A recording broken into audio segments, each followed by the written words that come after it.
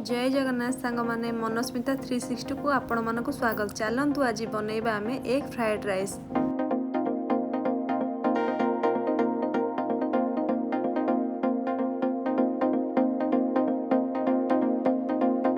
यही fried rice को बनैया पई मु अल्प किछि पानी नै जाइछि आउ बतुरे के रखितबा चावल भल से धोई के नै जाइछि। आकु 30 मिनिट सोक करछि। चावल को सोक कर नबा द्वारा यह भल से कुक हेइ थाए आउ जल्दी मध्य होई थाए।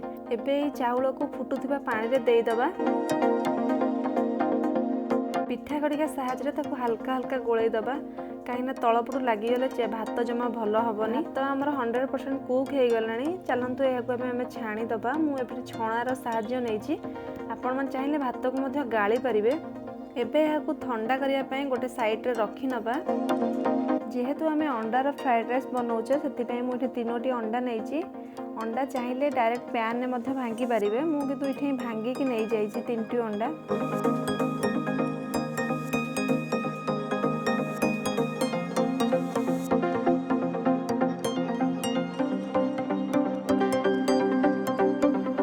कड़े नहीं कड़े अल्प किसी सोरिष तेल नहीं। आपण मैंने घीर व्यवहार करेंगे। सोरिष तेल दबा द्वारा स्मेल भल आसे से सोरिष तेल नहीं।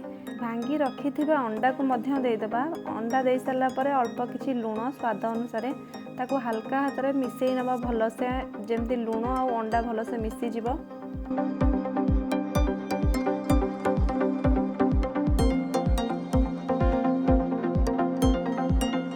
एबे अंडा गुड़िक भल से भजा हो गलानी। ताको एबे गोटे प्लेट को काढ़ी नबा। सेम कड़े आउ किसी सोरिष तेल नहीं आउ अल्प किसी वेजिटेबल नहीं जोटा मो पाखे अवेलेबल थिला से सब वेजिटेबल नहीं। आपण मैंने अलग किसी वेजिटेबल ऐड करें। मुझे नहीं गाजर किसी कंचा लंका पियाज आ कैप्सिकम या सबू एकाथर तेल रे पकई दबा।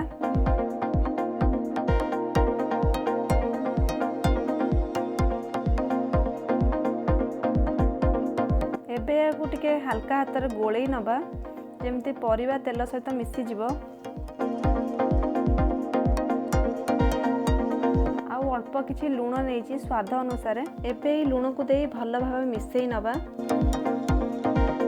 फ्राइड राइस से चटपटा टेस्ट आसापी मुझे किसी गुंड मसलार व्यवहार करछि।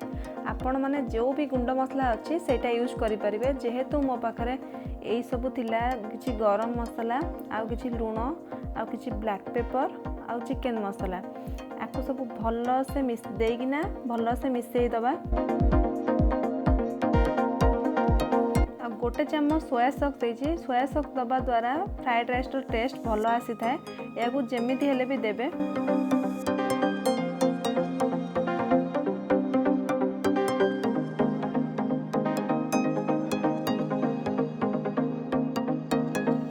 एबे हमर मसला रेडी हो गलानी। भाजी की रखिथिबा अंडा को देई दबा।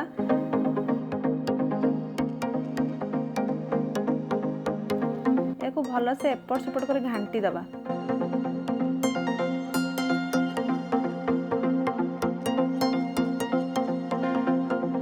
आउ डेरी न करी रखिथिबा राइस को आधरे ऐड कर दबा।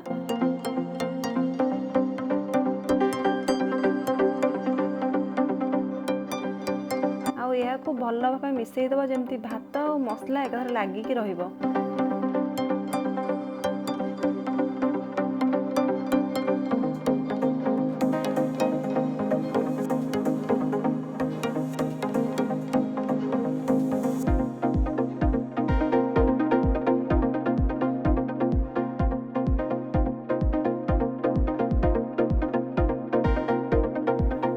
किसी धनिया पत्र दे रेडी करदबा हमारा फ्राइड राइस।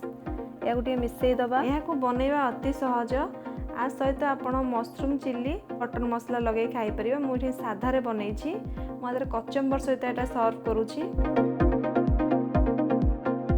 एबे या को गोटे प्लेट को काढ़ी नबा।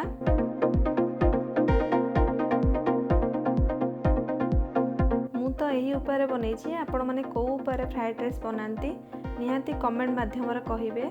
आ जदि मो वीडियोटी भल लगे आपण लाइक शेयर सब्सक्राइब करने को भूलिबेनी। रहुछि जय जगन्नाथ।